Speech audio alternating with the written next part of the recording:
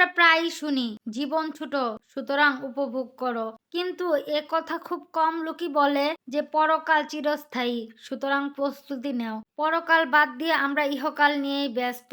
আমাদের চিন্তা চেতনায় সব সময় ইহকালই আছে, পরকালের কোনো চিন্তা নেই। আসসালামু আলাইকুম, সবাই কেমন আছেন? আলহামদুলিল্লাহ, আমি অনেক ভালো আছি।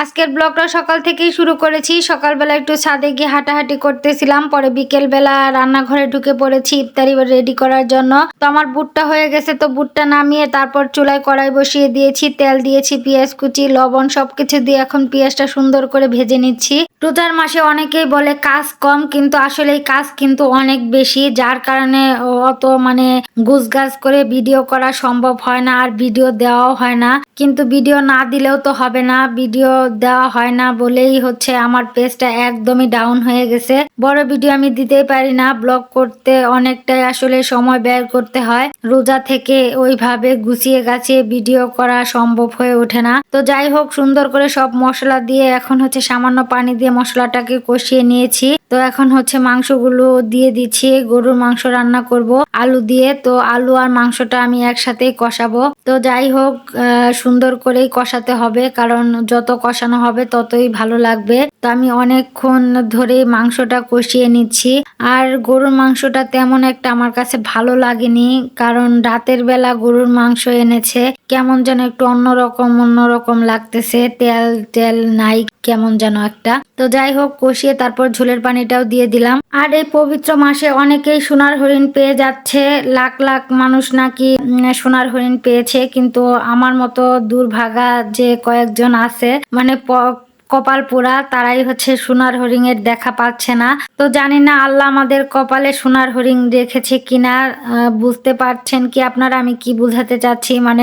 কন্টেন্ট মনিটাইজেশনের কথা বলতেছি। আমাকে তো ইনস্টিমেট সেটআপ দিয়েই রেখেছে, তো এটা সেটআপও করা যাচ্ছে না, আবার চলেও যাচ্ছে না, কি যে একটা অবস্থা। তো যাই হোক, বাকিটা আল্লাহ দেখবেন।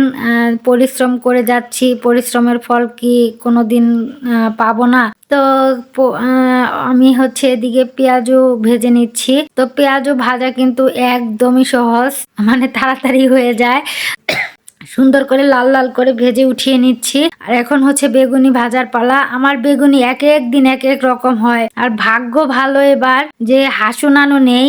হাসু নানু থাকলে তো আমাদের বেগুনির বদল কুমড়ানি খেতে হতো, আর খেজুরের বদল হচ্ছে বড়ই খেতে হতো। তো নানু না থেকে ভালোই হয়েছে, রোজার মাসে খেজুর খাওয়া সুন্নত। তো আমাদের যে সাবেক প্রধানমন্ত্রী, উনি তো আমাদেরকে বড়ই দিয়ে ইফতার করতে বলেছেন গতবার, তো আমরা এবার খেজুর দিয়ে ইফতার করি। তো সুন্দর করে হচ্ছে বেগুনিটা উঠিয়ে তারপর হচ্ছে আমি এখন চিকেন ফ্রাই ভেজে নিচ্ছি ছেলের জন্য।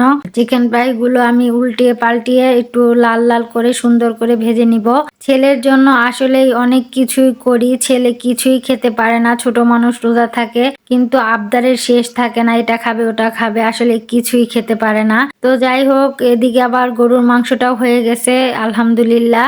তো ছেলে আবার চিকেন ফ্রাই গুলো উঠিয়ে নিচ্ছে। ছোট মানুষ অনেক কাজে সাহায্য করে আলহামদুলিল্লাহ, ও যেতটুকু করে আমার মাথা সমান। তো সবকিছু করে ইফতারি রেডি করে নিয়েছি আলহামদুলিল্লাহ। তো আজকের ব্লগটা এই পর্যন্তই। কেমন লাগলো অবশ্যই জানাবেন। সামান্য ভালো লেগে থাকলে একটা লাইক কমেন্ট শেয়ার করে দিবেন। আল্লাহ হাফেজ।